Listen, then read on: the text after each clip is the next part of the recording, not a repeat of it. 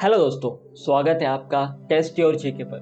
दोस्तों, आज का हमारा टॉपिक है हाइड्रोस्फीयर। तो चलिए इसे डिटेल में समझते हैं। इससे पहले कि हम आगे बढ़े, हम थोड़ा सा इसके बैकग्राउंड को समझते हैं। हमारा अर्थ 3 लेयर्स में डिवाइडेड है। पहला एटमॉस्फेयर, दूसरा लिथोस्फीयर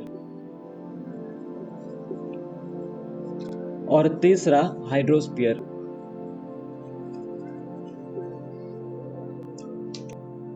और ये तीनों लेयर मिलकर बनता है बायोस्फीयर। अब बायोस्फीयर क्या होता है, इसे हम नेक्स्ट वीडियो में डिटेल में समझेंगे। आज हम सिर्फ इस वीडियो में हाइड्रोस्फीयर को समझेंगे।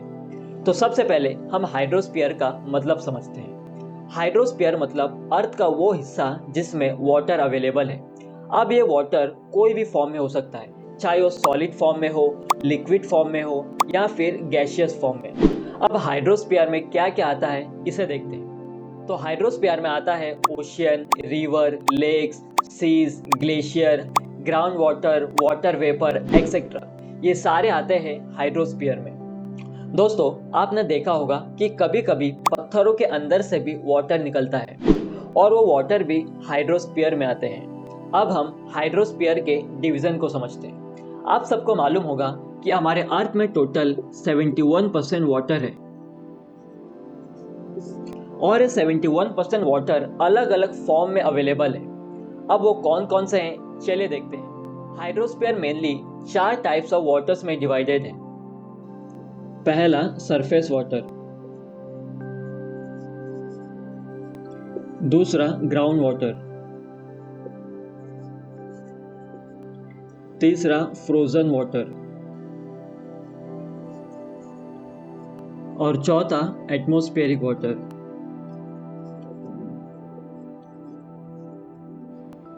तो हाइड्रोस्फीयर में आते हैं ये 4 टाइप्स ऑफ वाटर। अब इन चारों को एक एक करके समझते हैं। सबसे पहले हम सरफेस वाटर को समझते हैं। सरफेस वाटर मतलब वो वाटर जो अर्थ के ऊपर के हिस्से में मौजूद है। Example ocean, river, lake etcetera. अब हम समझते हैं number 2 ground water. Ground water मतलब वो वाटर जो अर्थ के जमीन के नीचे मौजूद है, चाहे वो सॉइल के अंदर हो या फिर किसी पत्थर के अंदर। ये सारे ग्राउंड वाटर में आते हैं। Example well, aquifer etcetera. अब हम समझते हैं number 3 frozen water. Frozen water मतलब वो वाटर जो सॉलिड फॉर्म में अवेलेबल है, यानी जमा हुआ पानी। Example glacier, hello etcetera.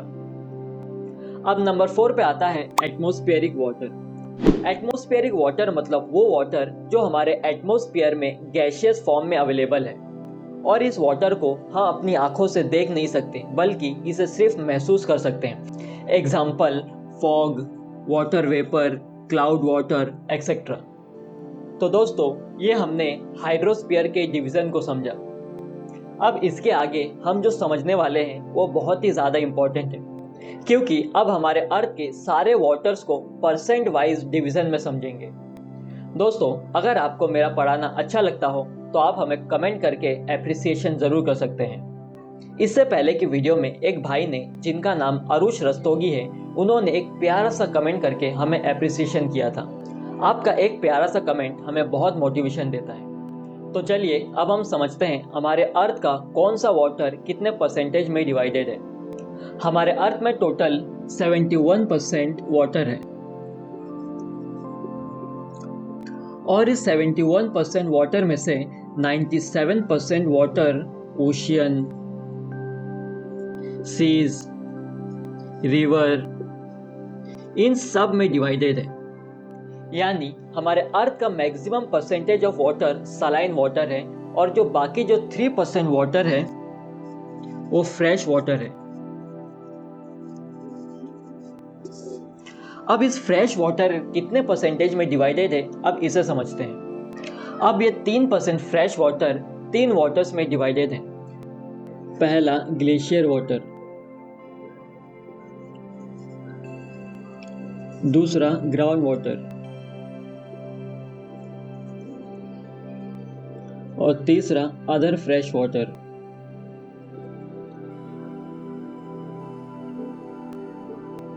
अब ये तीनों वाटर कितने परसेंटेज में डिवाइडेड है इसे समझते हैं।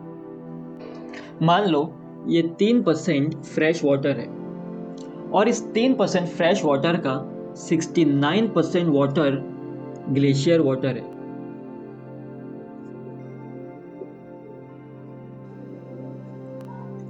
और 30% ग्राउंड वाटर है और 1% अदर फ्रेश वाटर है।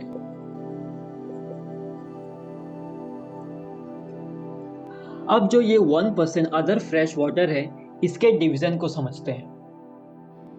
मान लो ये 1% फ्रेश वाटर है जिसका 52% लेक वाटर है,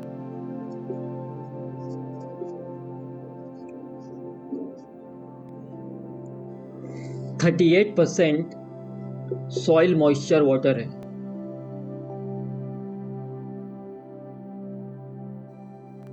8% एटमॉस्फेरिक वाटर वेपर है,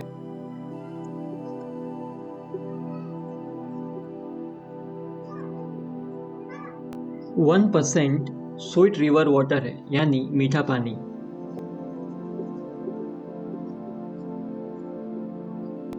अब लास्ट जो 1% वाटर अवेलेबल है वो एसेसिबल वाटर है यानी हम इंसानों के पीने के लायक।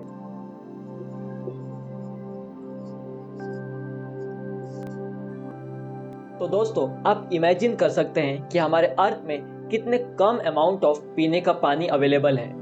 अगर हम हमारे पूरे अर्थ के 71% वाटर को कैलकुलेट करें तो सिर्फ 0.0003% वाटर ही अवेलेबल है जो हम इंसानों के पीने के लायक है।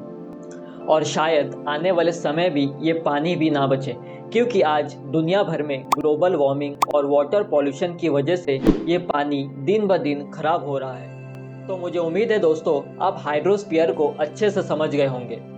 तो मिलते हैं नेक्स्ट वीडियो में, तब तक के लिए जय हिंद।